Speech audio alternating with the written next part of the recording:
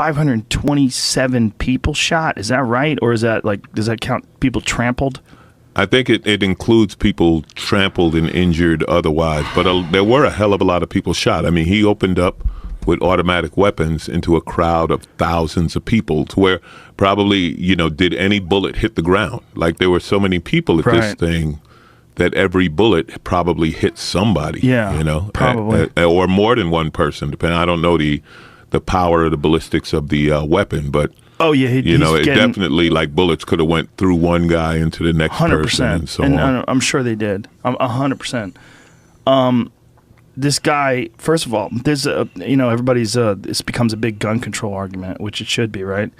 But one thing that we got to really take into consideration is he had illegal guns. These guns were illegal, I think, for 25 years.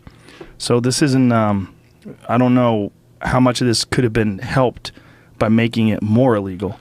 Yeah, that's always a debate. The first problem is what was going on yesterday when they say this is not the time to talk about guns. Of course it is. And of course, it's the exact time to talk about guns. And I'm not a gun guy in the sense that I'm not a gun owner, but I get it with guys who are into guns. I always compare it to my love of cars and bikes or, anything mechanical or whatever. I understand it. But most of the people I talk to who love guns don't have a problem with, like, registration, certainly don't have a problem with education. Right. And what I call common sense gun ownership. And there are some guns that I get it, you want. There are some guns that, and again, I'm not speaking with any expertise, but from the layman's point of view, it's like, why do you need this semi-automatic military-style weapon don't tell me you have it for hunting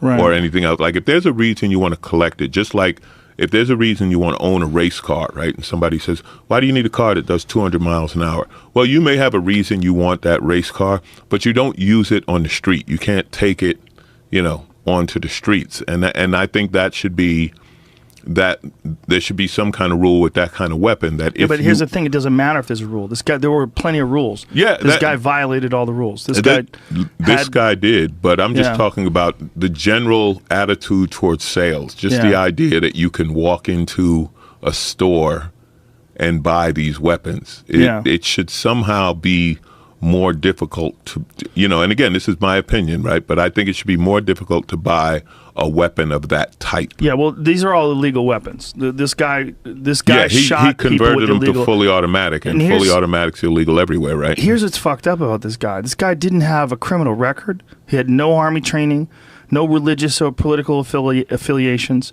No one has any idea what his motives were. He was wealthy. He's a big-time high roller, which is how he got this giant suite in Vegas. I mean, it is fucking bizarre. Did you see his brother get interviewed? Yeah, and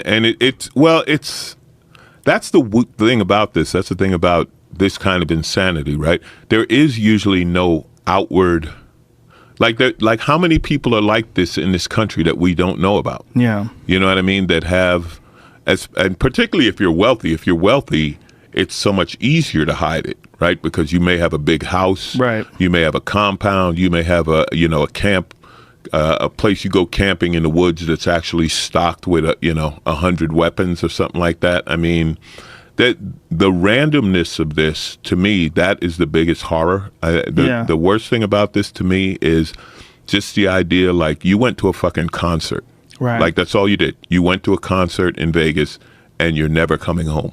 Your family's destroyed, everything. Yeah. And I mean, and that is the utter randomness of it that you can't control. Well, that's what's terrifying about it. Which is really strange to me, the definition of terrorist. Nobody's calling this guy a terrorist. Like, what?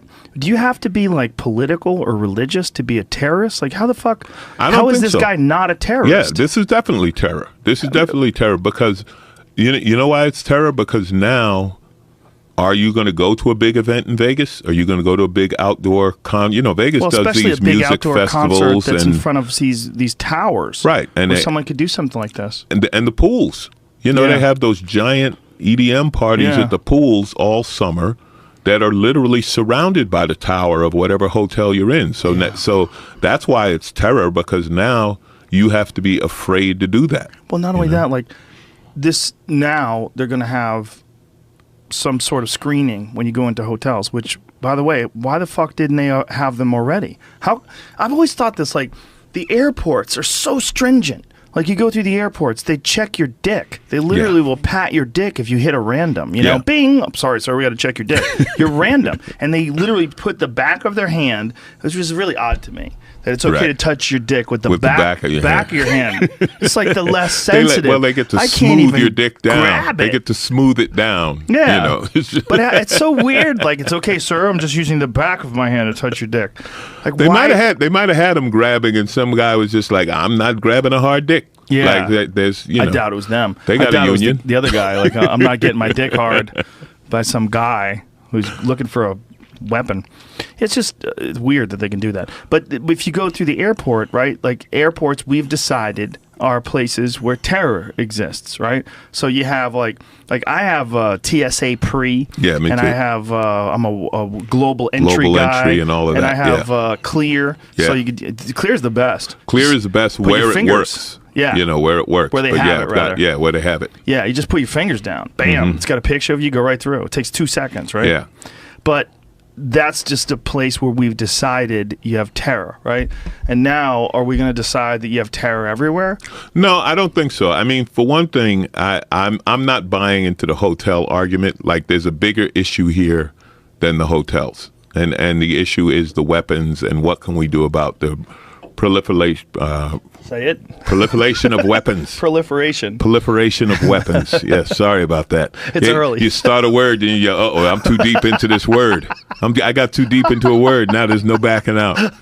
All the damn weapons. No, but that's the issue. The thing about hotels, though, and this being the United States, the privacy issue is huge, right? Your hotel room is basically your home away from home.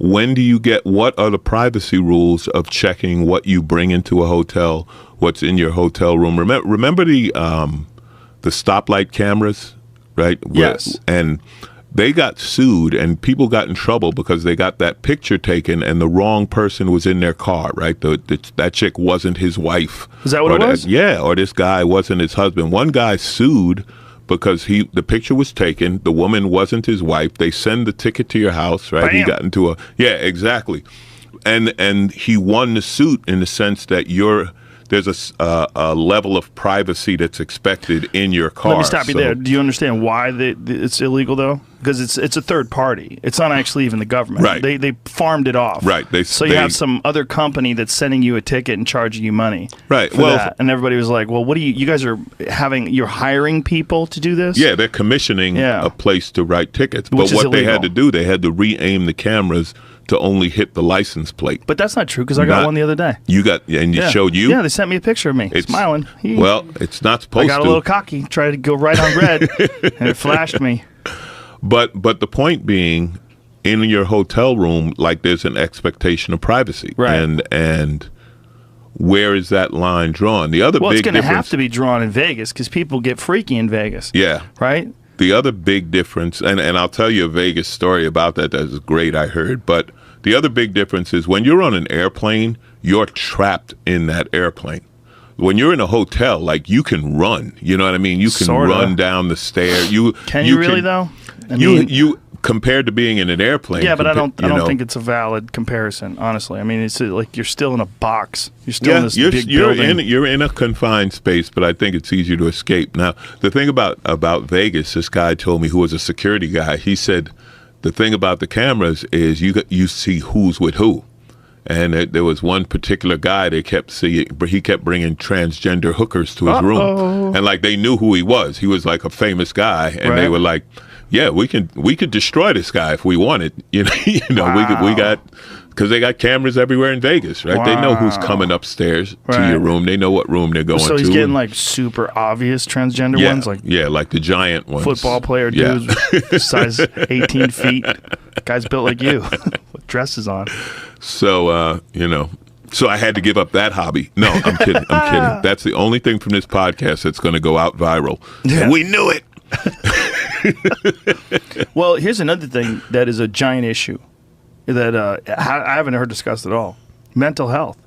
I mean, this is really what this is all about. This is not, I mean, this is a gun issue in the sense that he used guns. But then is it a truck issue in Nice, France, where that guy just drove into those people? I mean, is it, I mean, there's a ton of different ways to kill people. Yeah. And I'm sure we're going to see more of these fucked up ways in the future. Yep. But the real issue is a mental health issue. Now, this guy's dad was a psychopath. He was a serial bank robber. He spent 8 years on the FBI's most wanted list. Here's the question, right? Like, is that genetic? Like, does that transfer over? Like, how does that work? It could be genetic, or it could be that psychological thing of I want to outdo my dad, right? This guy could be. I mean, no, this guy's a millionaire, right, and so on. Like, so he's obviously a high achiever, but he could have that hole. I'm not kidding. He could have that hole where he always wanted to do something bigger than his dad, or he wanted some approval. You know what I mean? Some weird kind of approval thing. Yeah, I guess that's just speculation, right? I mean, you could speculate, a bunch. Our mental health issue, just the health issue in this country, that's a show unto itself, right? We don't take care of ourselves. We don't take care of people. We don't provide for the mental health problem. You look downtown in any city in America, wandering the streets, homeless. You got schizophrenics and all kind of people, and God forbid they got weapons. Who know? Like you talk about the other ways. I'm sure there are attacks that we just don't hear about.